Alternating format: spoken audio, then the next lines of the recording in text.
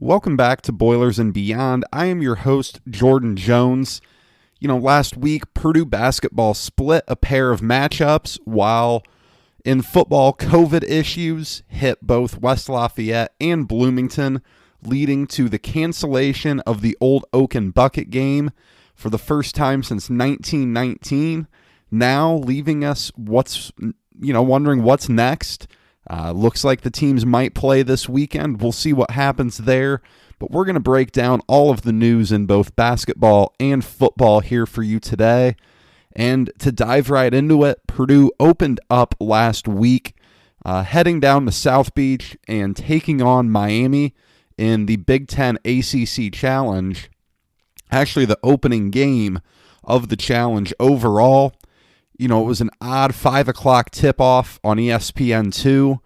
That's probably something we're going to need to get used to seeing this year, with no fans in the stands seeming to be the way it's going to be this year.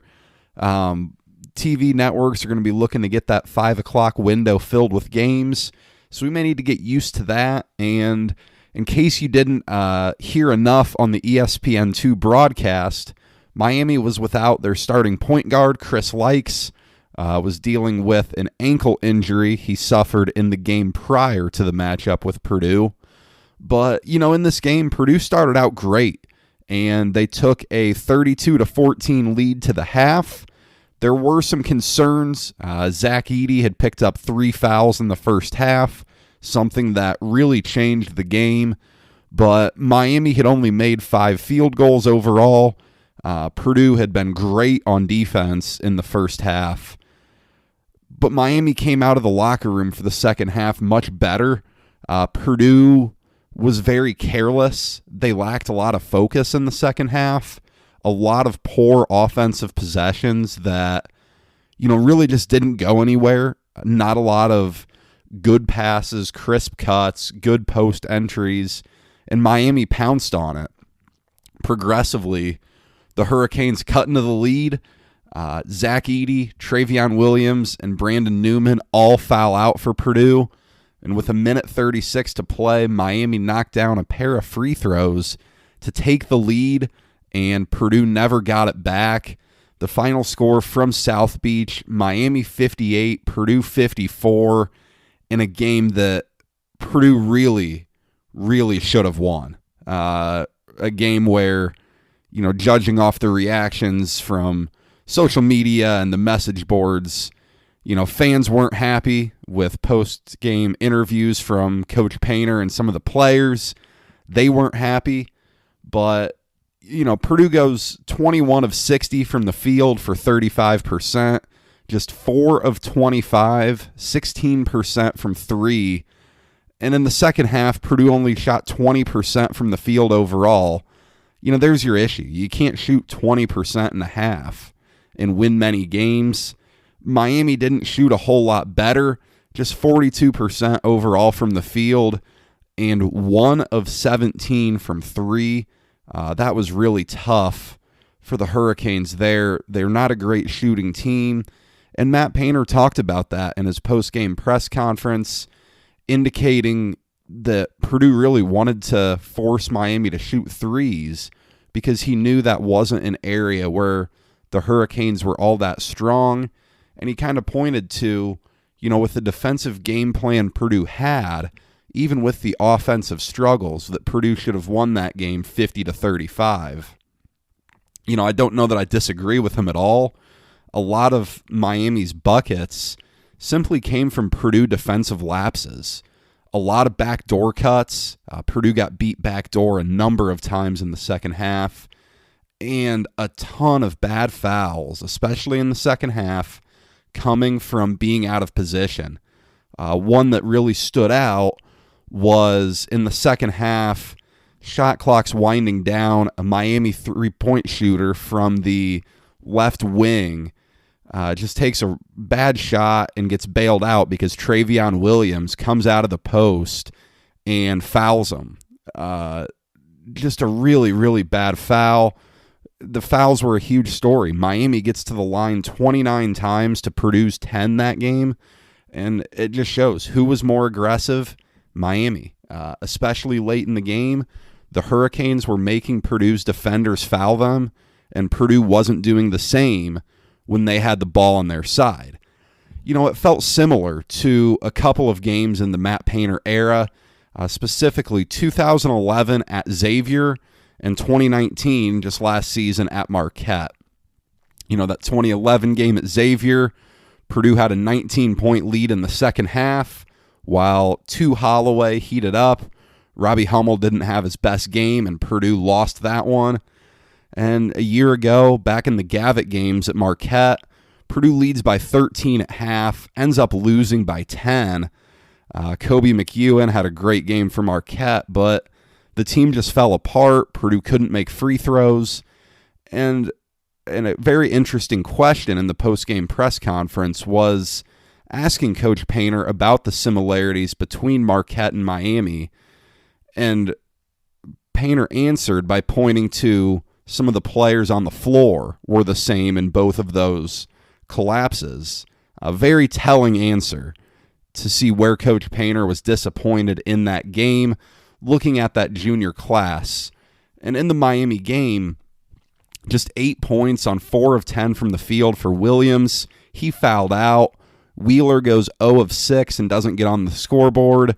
Stefanovic just 1 of 5 from the field. An awful second half from Purdue. Really a blown opportunity. The loss certainly doesn't look any better now in hindsight, as Miami lost to Florida Gulf Coast on Saturday as double-digit favorites in that one. I don't know if this is another Florida Gulf Coast, Dunk City, Andy Enfield team, but nonetheless, that doesn't really help Purdue's the perception of Purdue's loss to Miami. And it left us wondering, though, at the end of the game, will there be any changes going into the Indiana State game on Saturday night? And sure enough, there were. Purdue rolled out a new starting lineup for the game against the Sycamores. We saw Eric Hunter Jr. return to the lineup over Isaiah Thompson. Again, I don't think that's a demotion at all for Thompson. We saw him on the floor a lot. Simply, Eric Hunter's Purdue's best guard. And he's going to be in the lineup. He's going to see 30 minutes a night. He's going to get back in the lineup when he was healthy, and he's healthy now. Back in the lineup. Mason Gillis got the nod over Aaron Wheeler. Gillis provided a decent spark of energy for Purdue against Miami, as odd as that sounds. He played hard, didn't have his best shooting performance, but a bad game for Wheeler, a couple of those in a row, certainly led to that demotion. And then the big one was Zach Edey starting over Travion Williams. Certainly was a move meant to send a message to Williams. Kind of reminds me of when Matt Harms was benched back at the end of non-conference play in the 2018-19 season.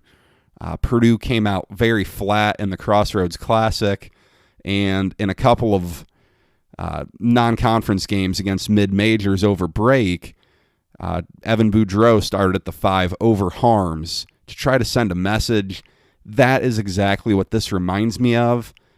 Williams was shooting 40% even from the field after Miami. You need a lot better from that out of your big man. So with a brand new lineup, Purdue goes into this Indiana State game.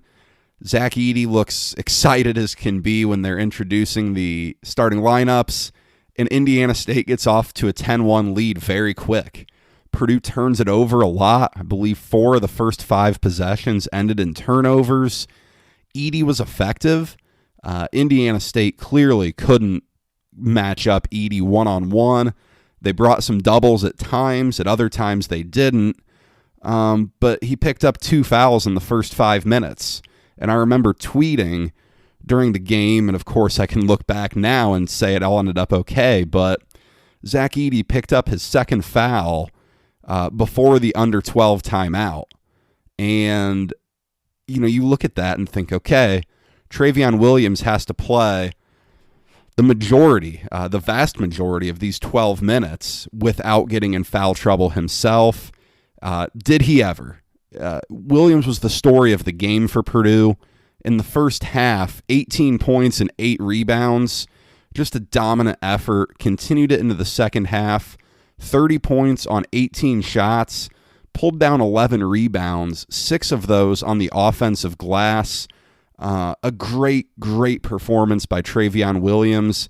That's what Purdue's going to need moving forward. But we also saw Aaron Wheeler coming off the bench. He had his best game of the season, if not his career, on Saturday night.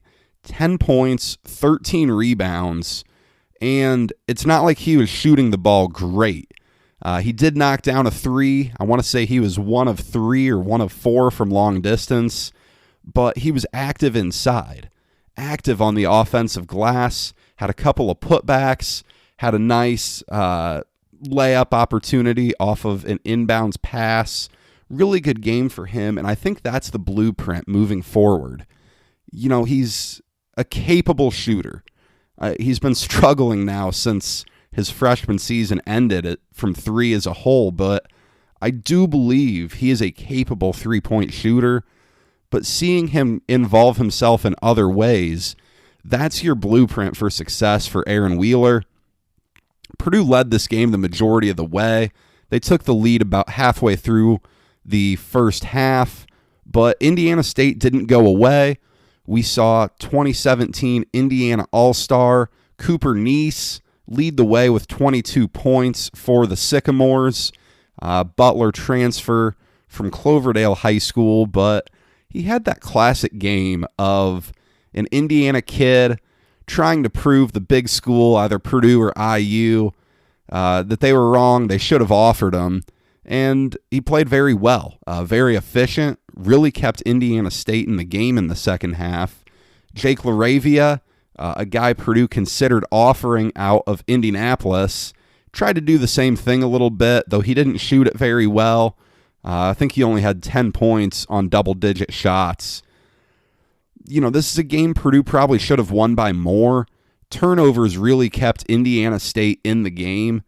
They were incredibly effective, scoring in both transition and just early in the shot clock, even after a made Purdue basket.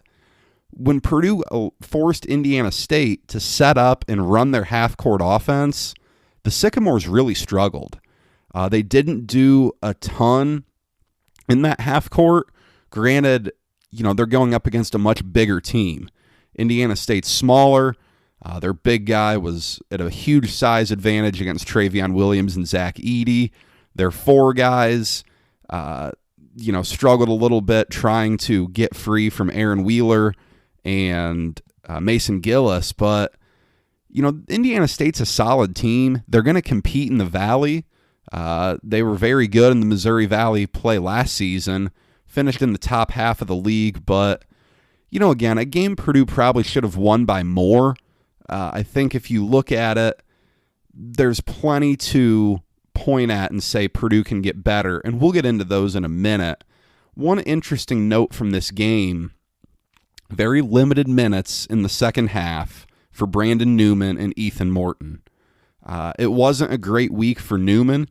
He scored 7 quick points, actually Purdue's first 7 of the game against Miami, and then got sat down with 2 fouls quick.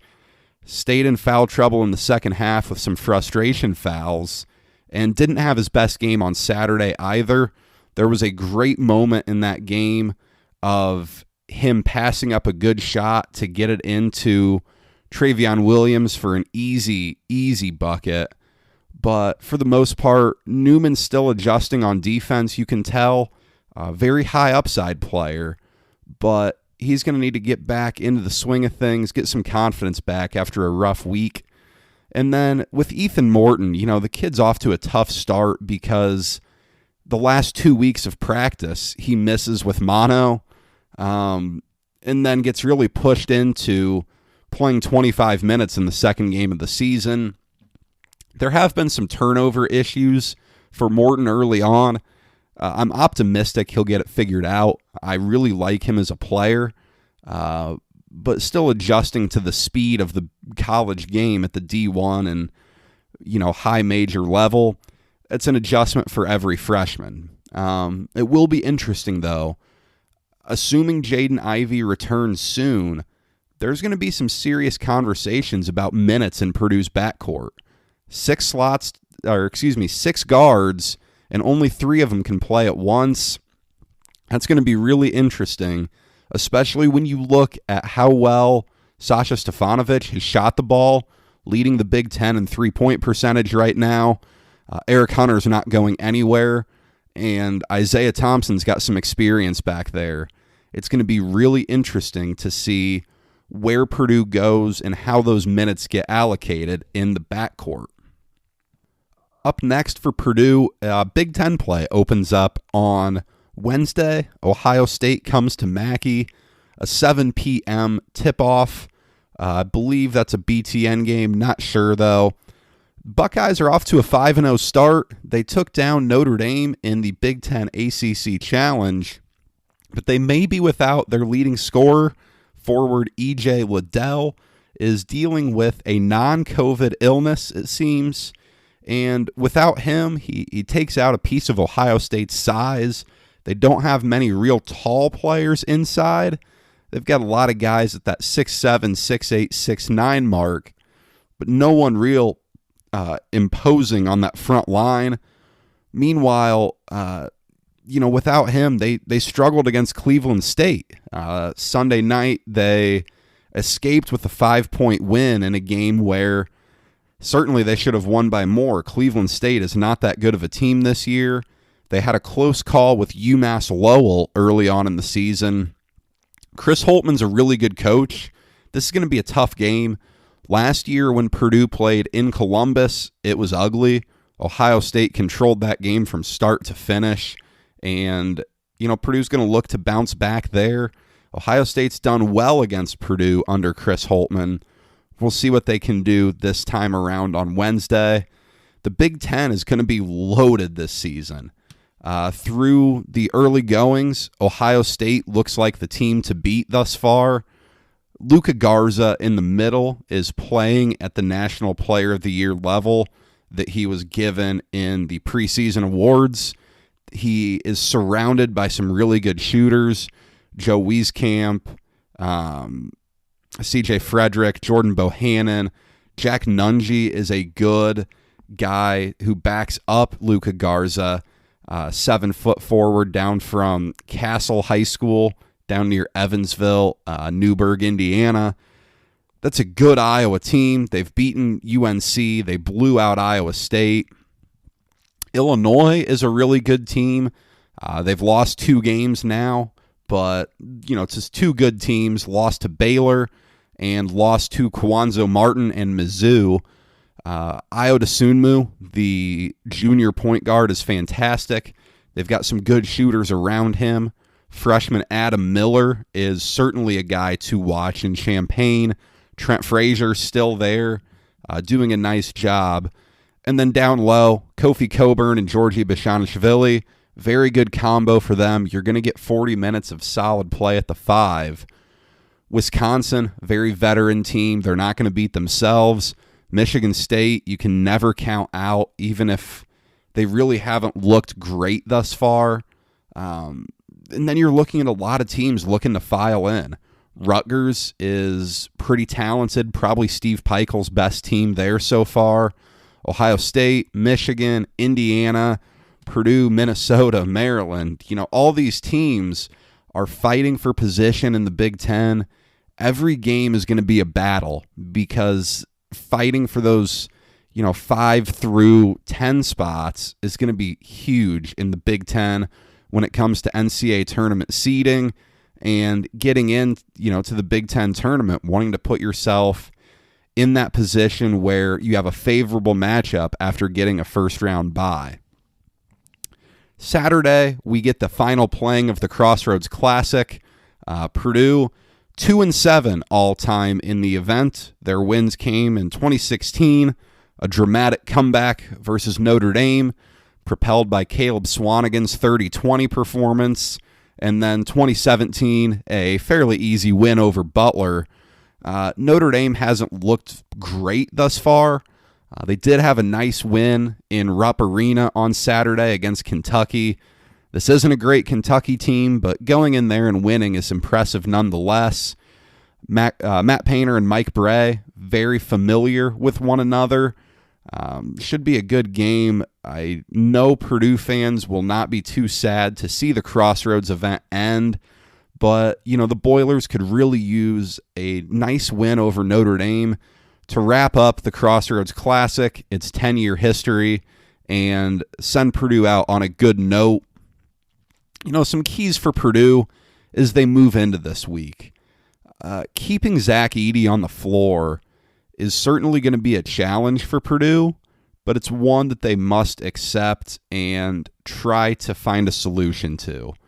In just 14 minutes against Miami, Edey fouls out. He was 5 of 5 from the floor, 5 of 6 at the line. Certainly there is a huge learning curve for Edey.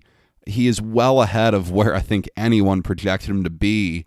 But if there's an area that you would like to see improvement, it's probably in the offensive fouls. He certainly gets a lot of those called on him due to his size. We saw this with Isaac Haas. Nothing new for Purdue fans there. But, Edey's so efficient, shooting 75% from the floor on the year. He is a very good free throw shooter given his size and inexperience. Finding a way for him to get more minutes is going to be crucial for this team.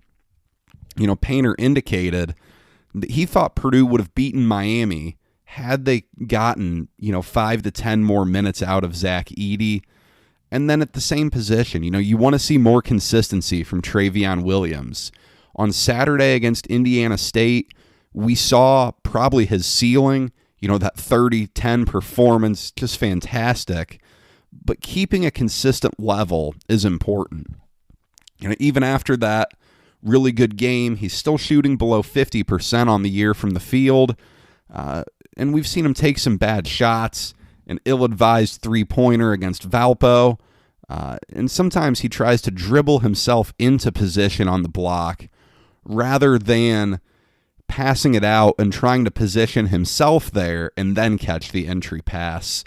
Sometimes when, he tries to dribble himself into position, we see some travels. We saw a carry against Indiana State. But when he caught the ball on the block, he was fantastic against Indiana State. Catching it on the block, catching it in the paint, that's where he needs to be. He's averaging over 10 rebounds a game.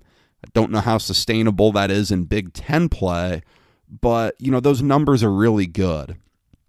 And if he can play at the level he did against Indiana State consistently, he's going to win Purdue some games in the Big Ten this year.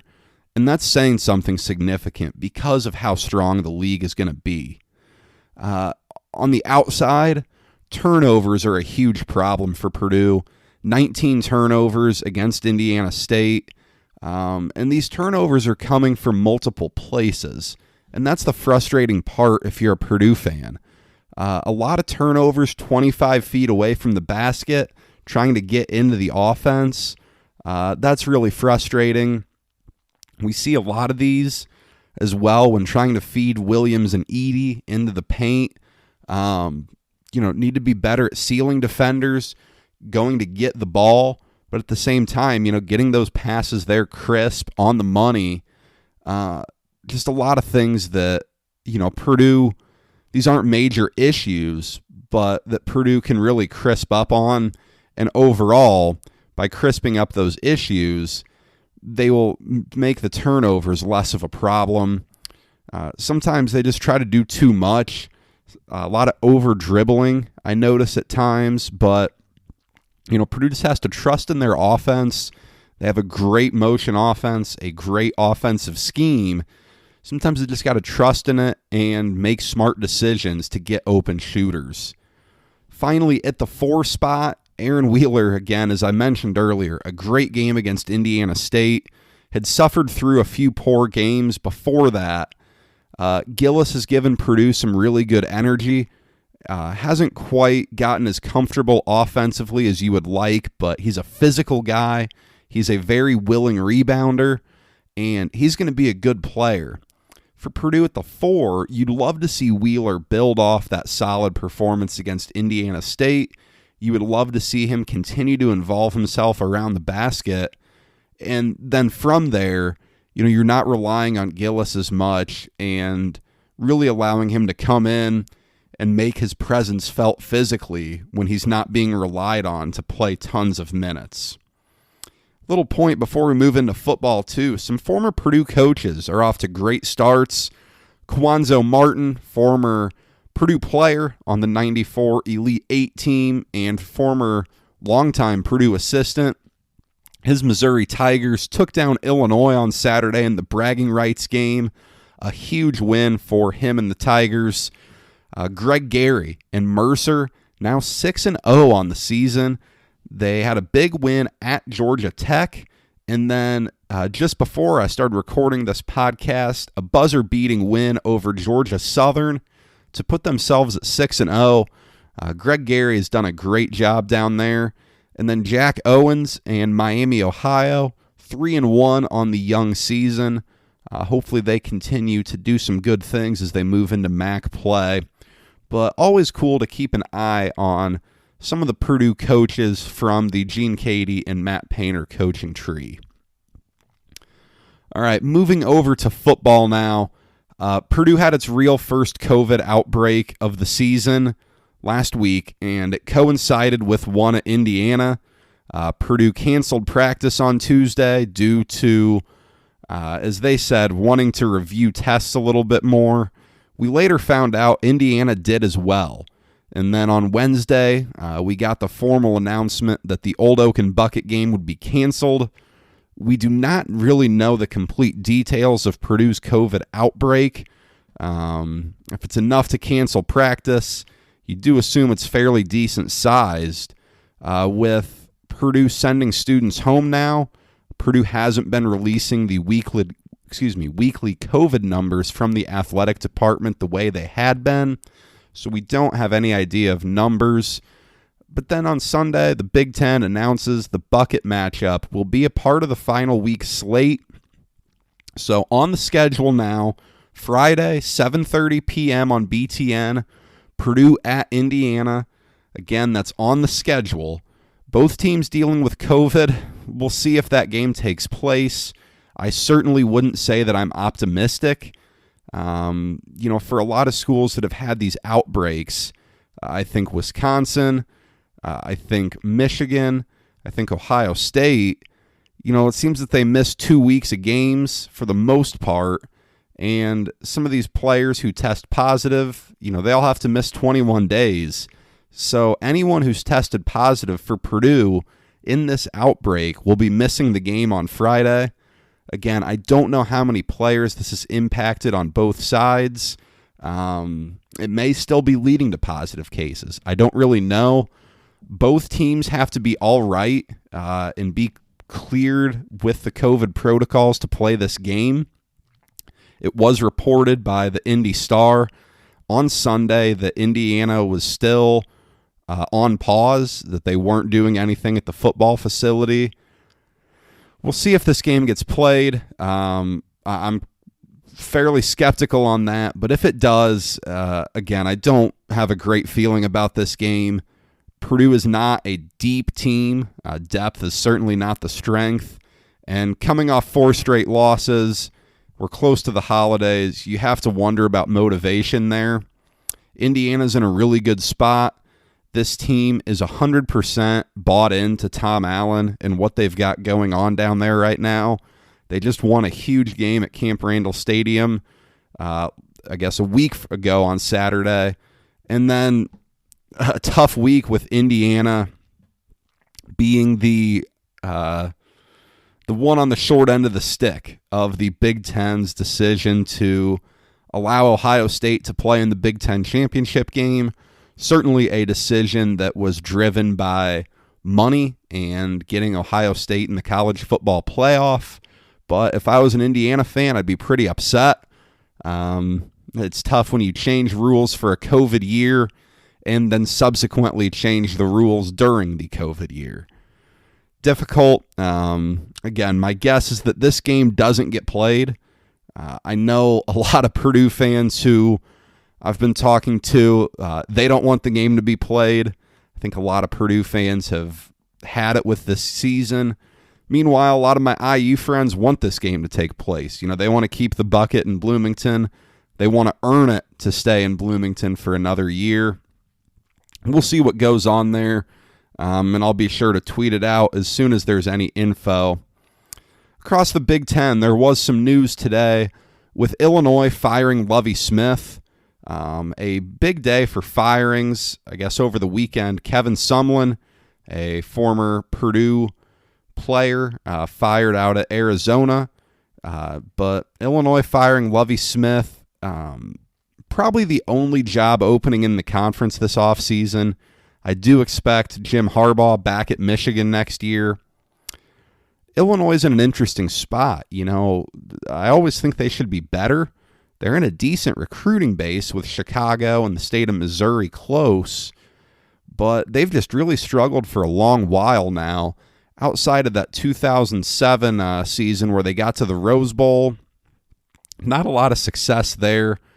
It'll be interesting to see who they go after. There's certainly a good amount of Group of 5 level coaches who would make sense. And then finally, this week is National Signing Day, starting up on Wednesday, the 16th. Last week, we saw Purdue lose a commitment from their 2021 class. That would be quarterback Sam Jackson out of Naperville Central High School up in Naperville, Illinois. I don't know how big of a loss that is. I think Purdue's very comfortable in Brady Allen, the 2022 quarterback from Gibson Southern High School down in southern Indiana. I don't know that Jackson certainly was not going to come in and start from day one. Purdue's got 3 quarterbacks coming back next year in Plummer, O'Connell, Burton. Alamo also returns. That's a pretty full quarterback room.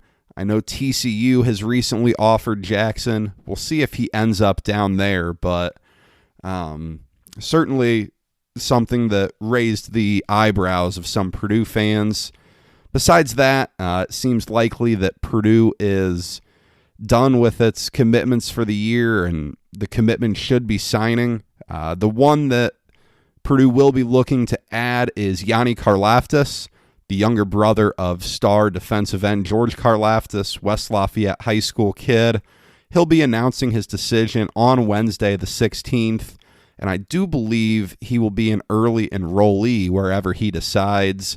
Purdue, Wisconsin, Cal, and Oregon are his listed Final Four.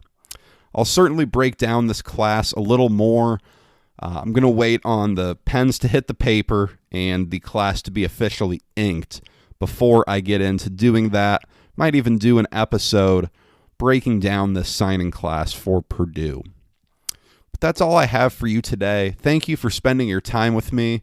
Remember, I'll be releasing episodes every Monday throughout basketball season, so be sure to subscribe wherever you get your podcasts so that you don't miss a show.